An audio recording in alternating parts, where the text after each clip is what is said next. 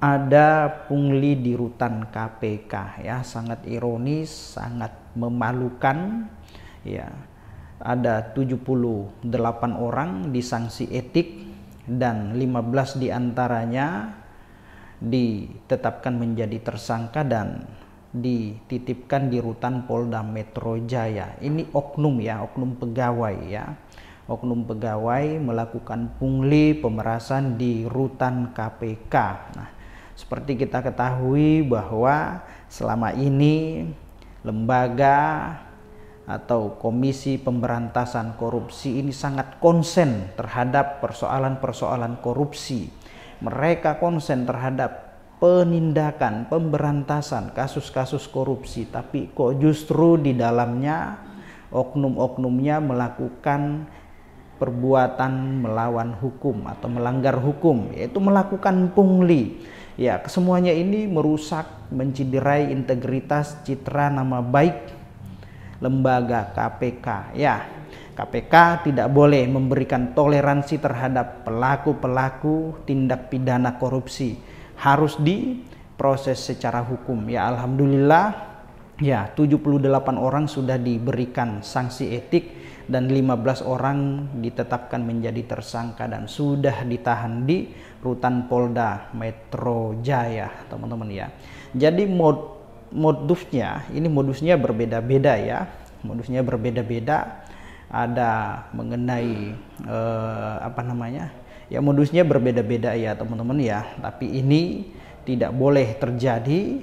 Ya, ini cukup. Terakhir, berikut keterangan dari pimpinan KPK terkait pungli di rutan KPK. Menahan para tersangka dimaksud di rutan Polda Metro Jaya. Jadi rupanya di sana juga mereka meminjamkan handphone, kemudian juga powerbank.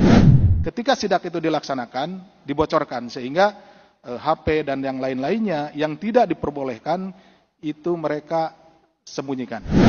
Dan dipatok mulai dari 300.000 sampai dengan 20 juta. Ya, yang kemudian disetorkan secara tunai maupun melalui rekening bank penampungan dan dikendalikan oleh lurah dan korting. Oh my God! Kami, pimpinan KPK, bersama jajaran struktural lainnya menyampaikan permohonan maaf kepada seluruh rakyat Indonesia atas kejadian ini. Bahwa pelanggaran ini telah mencederai nilai integritas yang selama ini dijunjung tinggi dan dipedomani oleh segenap insan KPK dalam melaksanakan tugas pemberantasan korupsi.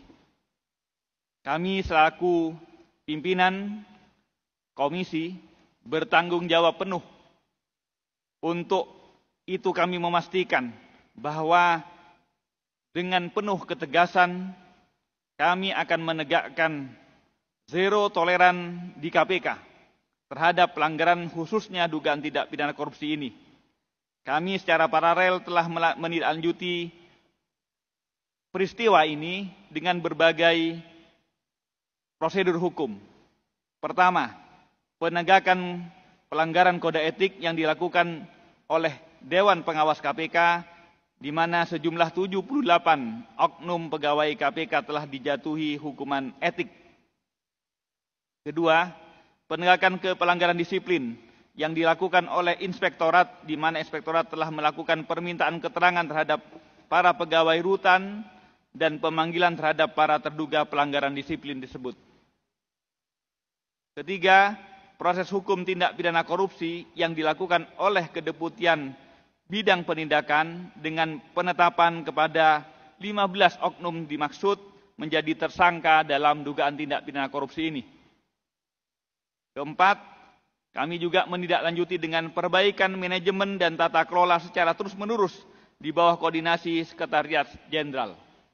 Untuk kebutuhan proses penyidikan, tim penyidik menahan para tersangka dimaksud selama 20 hari pertama terhitung tanggal 15 Maret 2024 hari ini sampai dengan 3 April 2024 di rutan Polda Metro Jaya. Jadi tidak di rutan KPK ya. Ini kita titipkan di rutan Polda Metro Jaya. Modus yang dilakukan HK dan kawan-kawan terhadap para tahanan diantaranya memberikan fasilitas eksklusif berupa percepatan masa isolasi. Jadi ketika masuk pertama kali, ya, masuk tahanan pertama kali itu diisolasi dulu, ya, sebelum, jadi tidak langsung dibaurkan tapi dilakukan isolasi. Nah, masa isolasi inilah yang mereka tawarkan supaya bisa dipercepat gitu. Ini menjadi bargaining bagi mereka untuk mendapatkan sesuatu dari tahanan. Anda mau isolasinya cepat atau sesuai dengan standar gitu, seperti itu. Kemudian layanan menggunakan handphone dan powerbank hingga informasi sidak. Jadi rupanya di sana juga mereka meminjamkan handphone, kemudian juga powerbank. Itu menjadi bagian dari bargaining si oknum tersebut dengan tahanan, khususnya tahanan-tahanan yang baru masuk, mulai dari isolasi, kemudian ditawarkan juga HP, ditawarkan juga powerbank, seperti itu, dan informasi sidak. Artinya kami dari petugas di KPK, pengelola khususnya tahanan itu secara kontinu itu melakukan sidak-sidak. Tetapi kemudian oleh oknum ini sidaknya dibocorkan gitu ya. Jadi rekan-rekan, jadi bukan sama sekali tidak ada upaya yang dilakukan oleh pihak KPK, dalam hal ini Biro Umum, yang menjadi tanggung jawabnya selalu melaksanakan sidak. Tetapi ketika sidak itu dilaksanakan, dibocorkan, sehingga HP dan yang lain-lainnya yang tidak diperbolehkan itu mereka sembunyikan. Sedangkan bagi para tahanan yang tidak atau terlambat menyetor diberikan perlakuan yang tidak nyaman. Di antaranya tahanan dikunci dari luar. Jadi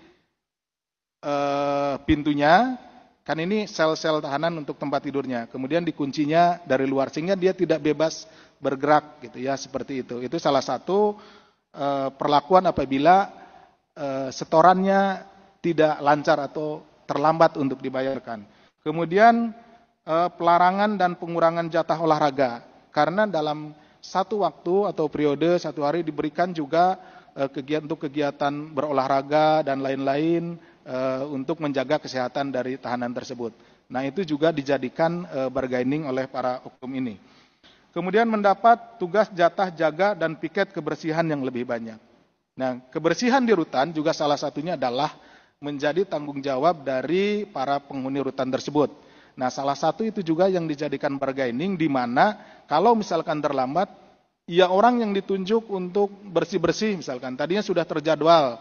Nah, tapi karena dia terlambat, akhirnya dia ditunjuk lagi gitu. Si tahanan itu ditunjuk lagi. Nah, itu untuk memberikan tekanan supaya mereka lancar terkait dengan pungutannya, seperti itu.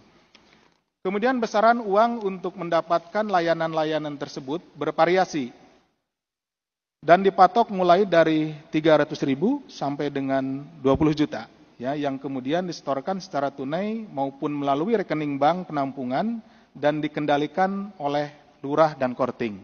Ya, jadi pungutannya tadi lurah itu yang oknum tadi itu tidak ke masing-masing, karena di awal dia pada saat masuk sudah didoktrin, kemudian termasuk tadi di layanannya diberikan, dijelaskan dan lain-lain.